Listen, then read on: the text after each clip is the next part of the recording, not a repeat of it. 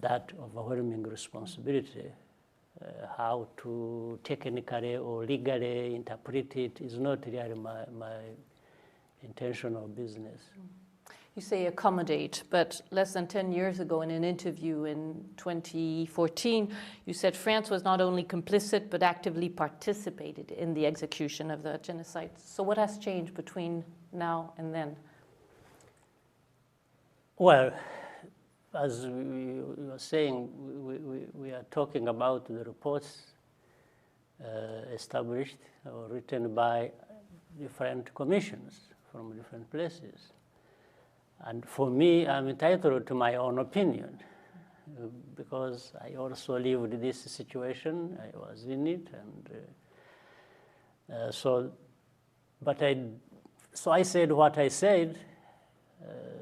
I may even believe what I said at that time, even now, but we are talking about independent commissions that went into whatever they did.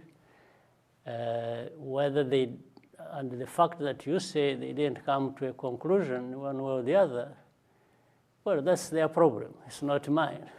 And for me, I was speaking as a person who experienced the different things and who was in the situation, who saw, who heard, who interacted with many instances and people. So, but I wasn't making a report.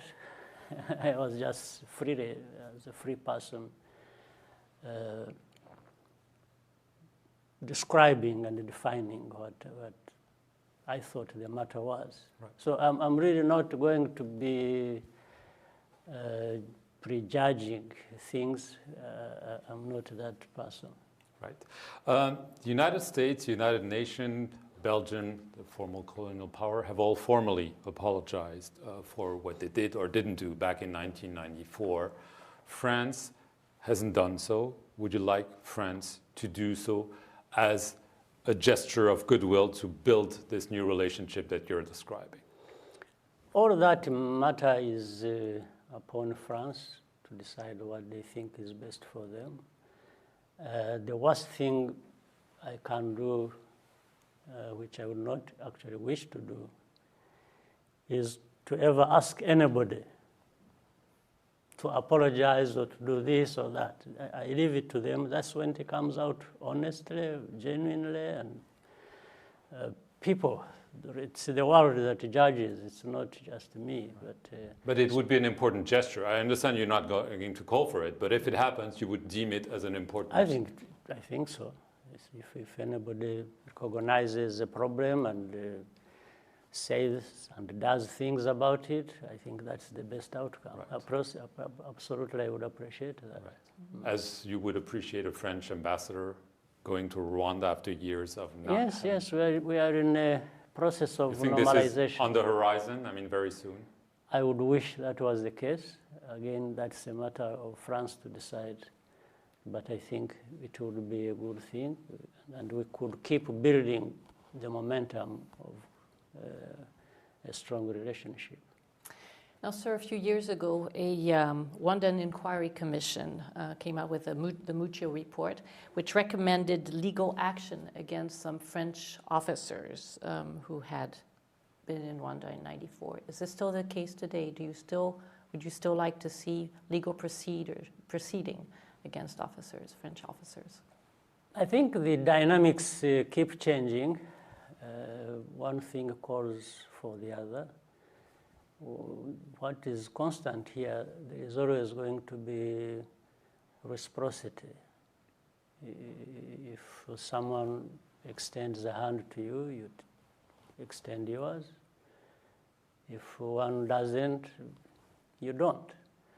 I think what is happening today, remember that Muccio Commission recommended that on the basis that actually there was an activity here in France aimed at indicting our officials or officers of the military. So it was more or less in response to that. I'm not talking about whether that should have been the case even before, but I'm saying on the basis that there was this effort from France to indict our officials, and the commission had been underway to establish the truth. They also came up with this response of actually saying, no, it's not Rwandans who are responsible for this. It's actually these individuals in France who are responsible. So there was that sort of reciprocity in terms of indictment. That is the basis. So I think so that's some of these things, I think the dynamics have changed. Okay. Absolutely. Speaking of the change of dynamics, the French foreign minister at the time, Alain Juppé, recently wrote an opinion piece in which he said that he regrets not doing more back in 1994. This is a man who, when you previously came to France, said he would never shake your hand. Do you think things are changing and that you might shake his hands today? Well, I think that's from what I've just said a moment ago. If somebody, it depends what is at stake. What he said at that time, if it has changed, I see no problem myself. I'm not too prejudiced in many cases and not to do one thing or the other. If things have changed, they have changed. I don't tend to be caught up and remain in the past myself. I always want to move forward. During your stay in Paris, you're scheduled to meet some French military officers who were in Rwanda in '94. This is a first. Why have you decided that? What for? I think it's in a way useful gesture for us to meet and just reconnect in some way, even if it was remotely. Because again of what is happening now, when the two commissions did their work, they established different things, including names coming up for attempting to do this or doing this, and so and the officers I'm going to meet in one way or the other featured in this complicated history we had between Rwanda and France. And I thought it was a good gesture to reconnect in that context of history and even for a moment, just on the basis of what has been under discussion in those reports. Mm. Is there anything standing in the way of full reconciliation between France and Rwanda? For instance, you still have the presence of genocide suspects in France. A few months ago, France had Félicien Kabuga arrested. He was the financier, if I may use that expression, of the genocide. Does this signal in your eyes that France is really finally willing to go after the so-called génocidaires on its soil? Well, I think it's a good start, but maybe more could be done. So my perspective is that we can encourage more good things to happen if France is willing to do that. There are still a number of genocide suspects here in France whose cases have not been handled the way they should. There are genocide deniers who are here in France who still make a lot of noise and make different things difficult or more difficult.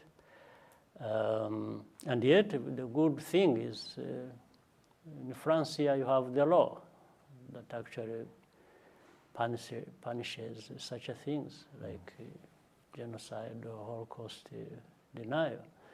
So maybe all these tools should be put to good use so that we continue cleaning up the political environment that exists between France and Rwanda. Let's take an example. Agatha Biarimana the former wife of the killed president. She is in legal limbo here in France. Would you like France to kick her out, extradite her? I mean, this would obviously be a very symbolic gesture. It's been hanging over the relationship for years now. For me, I really say it in general terms and leave responsibilities where they belong. I'm not going to, by the statement itself, I think once France is willing to move in that direction as prescribed, I think we can continue to get things much better. Whether Gata or other individuals, there are many here, and as I say. But she would be an important one. You agree with that? She's one of those. She's one of those. She's on the list. There is no question. On the long list, she's at the top. So, but France will decide what to do.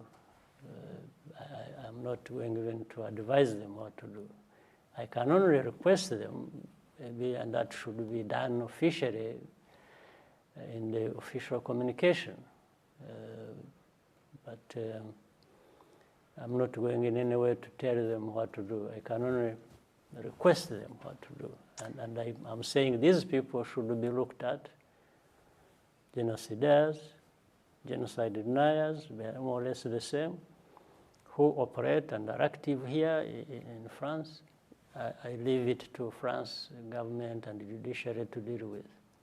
Staying with justice and accountability, last month the Congolese Nobel Peace Prize winner, Denis Mukwege, was in Paris.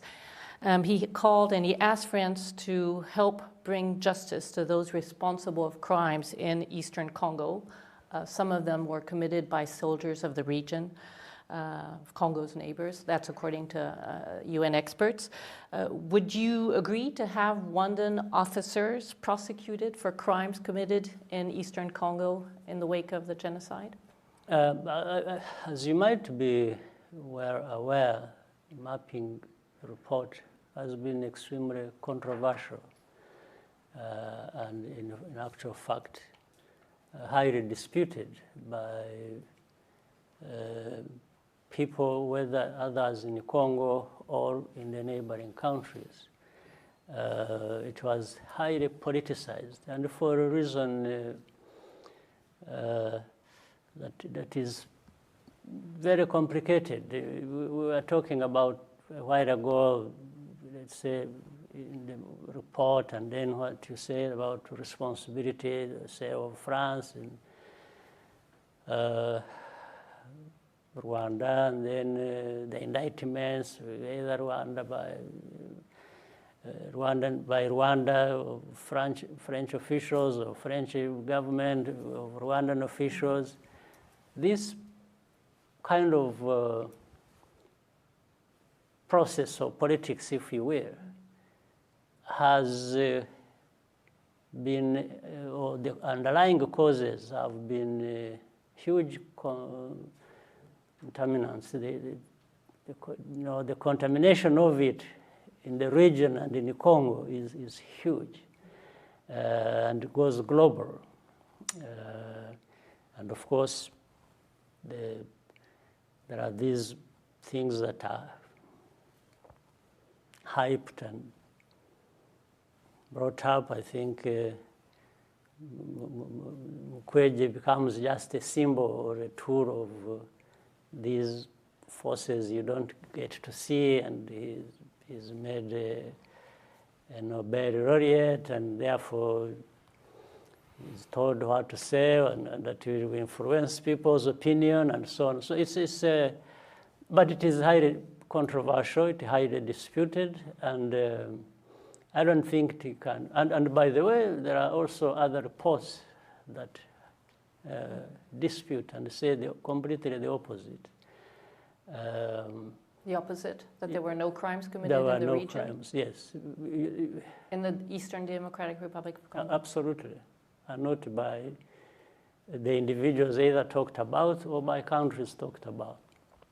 It's like it's the theory of double genocide that is playing out here.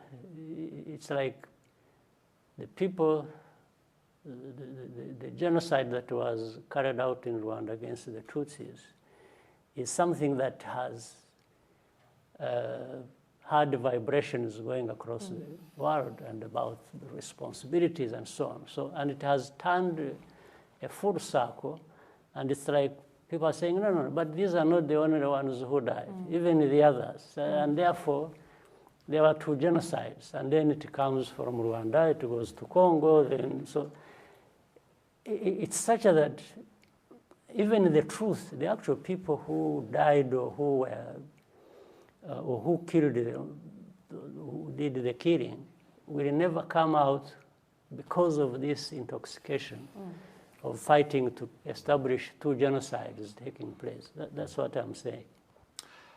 In the east of Congo, the security situation continues to be very bad. Some say it continues to deteriorate.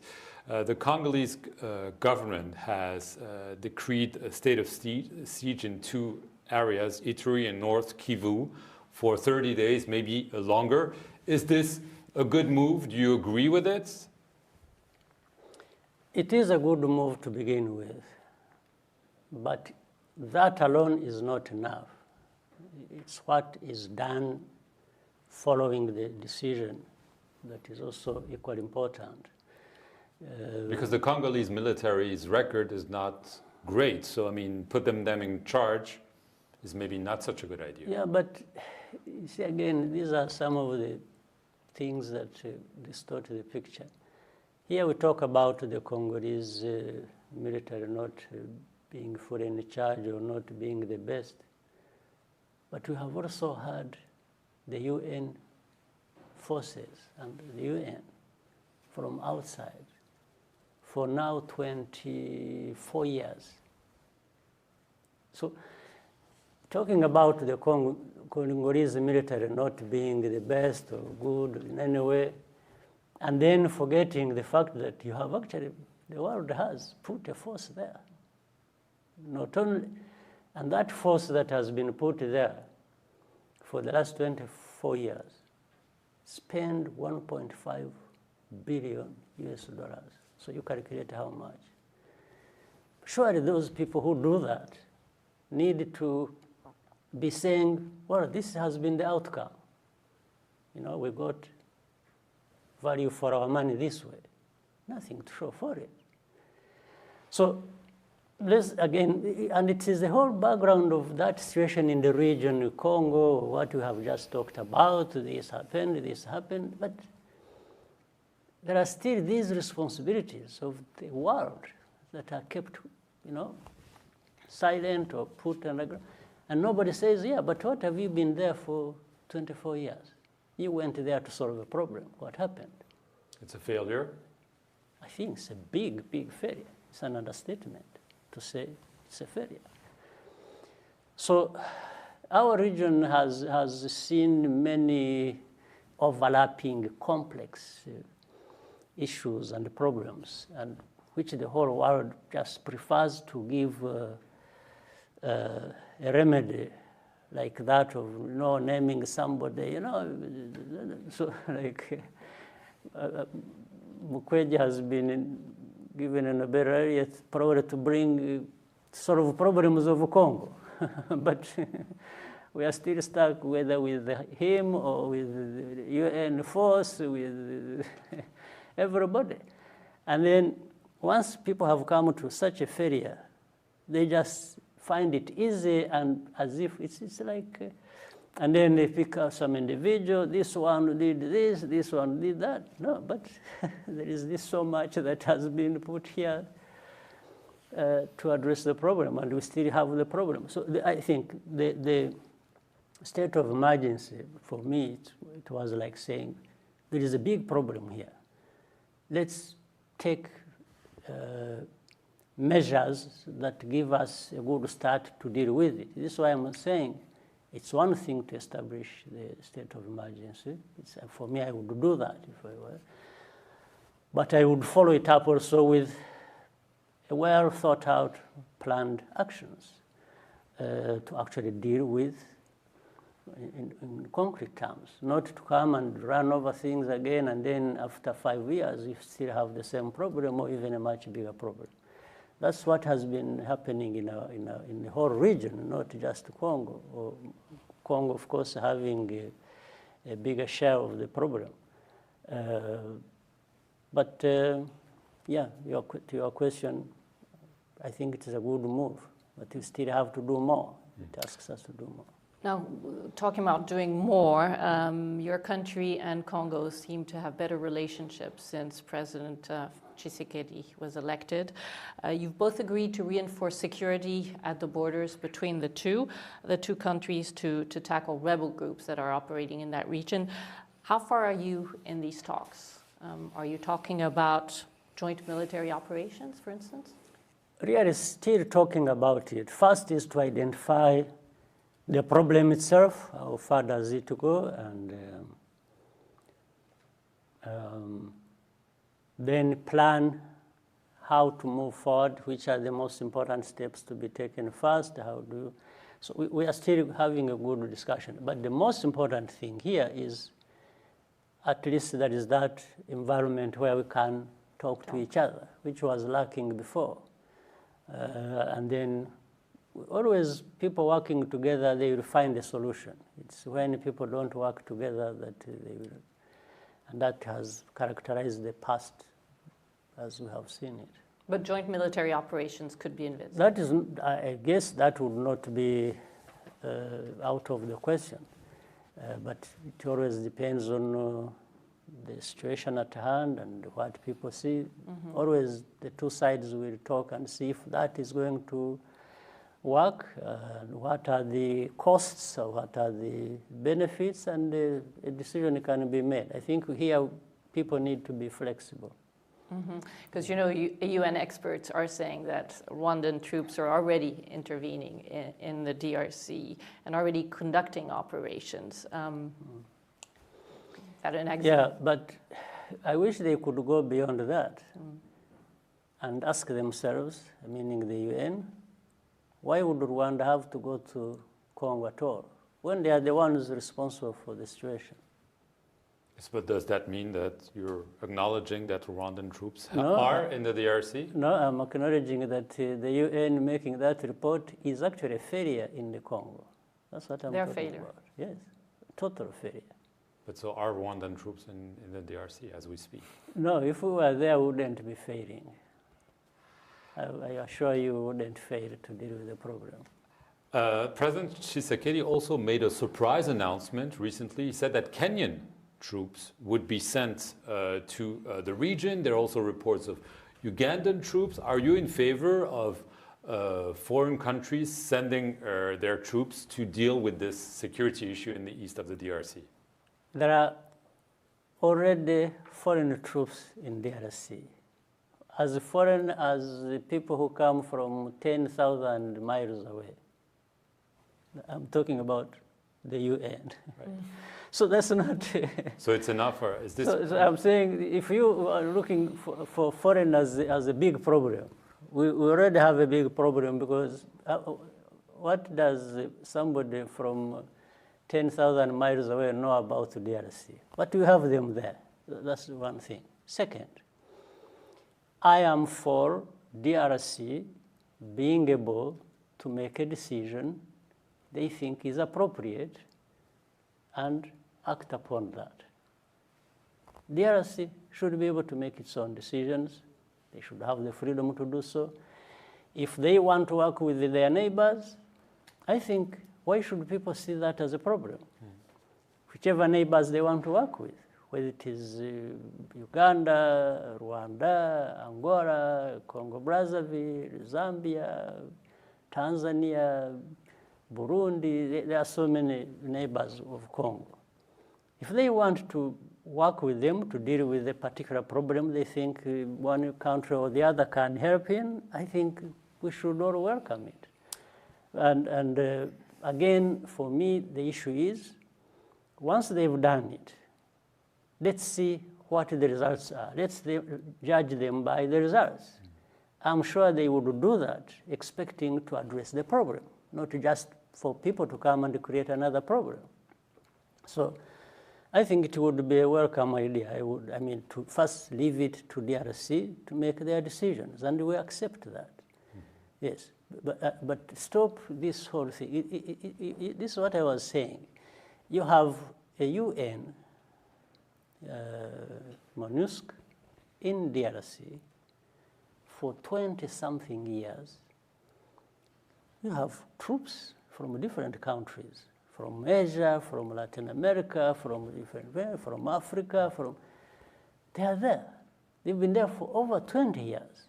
Why are we talking about this problem? Where one country is doing this, or if no, will you allow this country to come in? No, but tell me what these ones are doing. The same people who are reporting against any neighboring country being in Congo, working with the Congolese government, are the same people who have forces there for over 2 decades. Right. So, and doing nothing. So why don't we first answer that question? I mentioned in passing Uganda. You didn't attend the swearing-in of President Yoweri Museveni. We understand there are tensions between your two countries. What is up between your two countries? Why this bad relationship, and why is it getting worse? To describe it to you to the extent that you would understand it would take us a whole day. So I'm trying to summarize. But what is true is we have had misunderstandings, and we have even had efforts to try and resolve them. But things may not be working. But you know, Rwanda has had many problems. We have had our own, which we try to deal with. We keep struggling to improve our country, to make it better, to take it to greater heights. But at the same time, we suffer from being a small country. And those who think are slightly bigger than us think that we should be getting marching orders from them. And we are also good at telling people that they should leave us alone, and we want to grapple with our own problems and manage our problems. We can work very well with the people, but we don't want people to give us orders or to shape us the way they want, whether it is Uganda or even bigger countries. Those who think they can tell us, you do this, this is what is good for you, do that, or you must listen to me because of this. And we are very polite people as well. We tell them politely that no, that's not going to happen. And then sometimes people want to force it to happen. And that's where problems come up. So, but we are always looking forward to resolving whatever problems we have with anybody, including Uganda. Or like you have seen how we are making good progress with France. Why not with Uganda or any other country that we may have some problems with? So that's the way it is. So coming back to Rwanda and your internal problems, as you mentioned them, Paul Rusesabagina is currently on trial in Kigali, and he's charged with 9 counts, including terrorism for his alleged support to an armed group. He claims that he never condoned violence. Yes. One, he's not alone, by the way, in the trial. There are 20-something people who are being tried together with him. They were together in committing these crimes against Rwanda and Rwandans. They are all appearing in court. And in fact, and some of them, a few of them, are giving overwhelming evidence against him because he was their leader. And they produced this evidence in court. Now, there is what he says. He may deny a number of things, but 2 things. One, there are actually things he said publicly that even implicate him, that confirm what these other accused are saying about him. But they came from him. Such as? Oh, when he publicly said he's going to make sure that he unseats, brings down the government of Rwanda. And when an interviewer, there are these tapes about him. He hasn't denied, even in the court of law. They said, are you the one who is saying this? He said, yes, because it is obvious. So, and when he was talking about that and talking about his being a leader of some of these organizations. So how does really one, how do you say, this man is innocent? And in any case, let's assume he's innocent. What is the problem with him becoming innocent in the court of law? The court of law will decide on this. So I don't see why people make a lot of noise. He's in the court of law. He's not just being, hidden somewhere under arrest. He's in the court of law, like many others. Yes. Well, you were saying, why do people make a lot of noise? Also, I think probably because the way he was arrested. I mean, he says he was tricked into coming to Rwanda. And what's wrong with tricking a criminal you're looking for? Well, if he is if he was suspected. Tricked, if he is suspected, right. If he is suspected and is tricked into availing himself. Now, the next step is, when you get him, where do you put him? If it is in the court of law, I think that's okay. Well, the US, the EU, others have expressed their concerns about him getting a fair trial. When they say this, they suspect that this is actually not the case because of the way he was tricked and because they don't think he will get a fair trial. I mean, you have to be concerned when you hear this. Sure. Well, the US, I don't know. I think what we are calling the US or EU is just what his wife or his daughter are saying or doing, and they go tell people all kinds of lies. Well, the governments make their own judgments as well, I mean, when they say this. So when they said what? Because I don't even understand. They're calling for a fair and transparent trial, which means they suspect he's not getting one. I am calling for fair trial against him myself.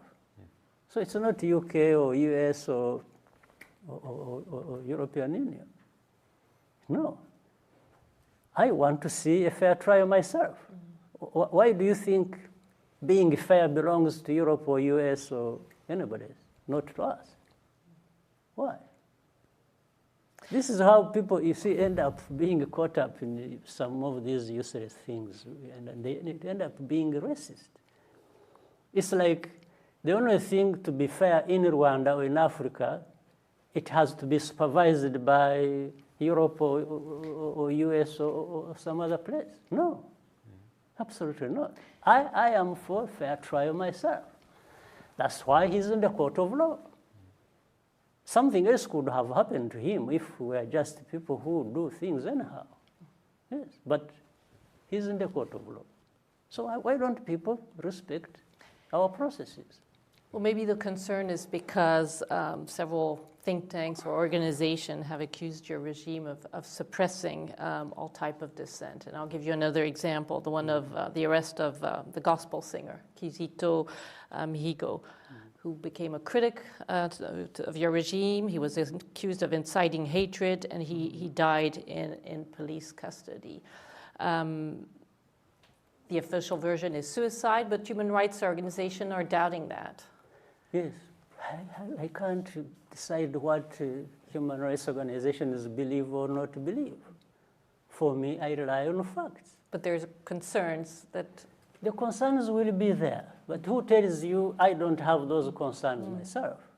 But everything is cleared through investigation and through the court of law. So would you accept a probe? They're calling for an independent investigation. Independent what? You mean we should always be having independent investigation for things that happen here in Paris or in France? If somebody dies and somebody comes up and says, no, this man was killed by the police or by somebody, So should we always have independent investigation to find out the truth? Or you are saying, no, your countries don't deserve that, or don't really have to be believed until we have validated it. Is that what is being said? Yeah. What do you answer then to those who accuse you of not allowing political space for the opposition? I'm not responsible for the opposition. No, but they're saying you're not That's allowing not my them business. to exist. How? How can I stop them? How can I stop them? How can you stop them? Yes. How do I stop them? By going after them? No, by actually having a bigger following than them. That's how they get stopped. It's not me who stops them. I'm not responsible in any way. No, I don't. When we go for elections, I don't go campaigning for the opposition. I campaign for myself. That's none of my business. So, you can accuse me of all kinds of things. But if I want to turn around and accuse you of what I think you should be accused of, what do you say? We were talking about earlier about the problems between France and Rwanda, right? Which we are trying to address. So which means I can have a number of things I am accusing France of, or UK, or US, or you think that, no, these are above reproach, you shouldn't be talking about it, they can only talk about you. But again, this is what I was saying. Some of us don't accept that. We just, To finish, Mr. President, you've been head of state for 21 years. The next presidential elections are in 3 years. Yes. Will you be running? Above all, I wish God continues to give me good health, right? That's at a personal level. The rest of politics, Rwandans will decide, and maybe I can also decide personally. I can decide even when Rwandans say, no, we still want you, that is something important. But I can say, you know what? I feel I need to go and do something else. But for Such as? there are many things I can do. I can just go home and rest, read books, maybe write some things, recollect what has been happening in my life and things that I have gone through and what my country has gone through. This is a whole occupation that would make me busy. But for whether I'm going to run next time, or sometimes when I'm asked, and I've been asked this question many times, I find it really irrelevant. Why should people be interested in knowing whether you run or not run? This is the affairs of my country. The rest are just bubbling. I don't. Why should I listen to anybody asking me, are you going to be doing this tomorrow? Okay, I'm a free person. I will do whatever I want, and I will do whatever my people want when that fits my moment. That's it. I don't run my life in according to media questions or reports or human rights, this or what. They say no. I think we have had enough of this going around forever, but we have to live our lives. We have in the country, we have to live our politics. We have to live as free people who want to operate with others, and that's where I am. Mr. President, thank you very much for agreeing to this interview, and thank you to our listeners and viewers from France 24 and RFI, Radio France International.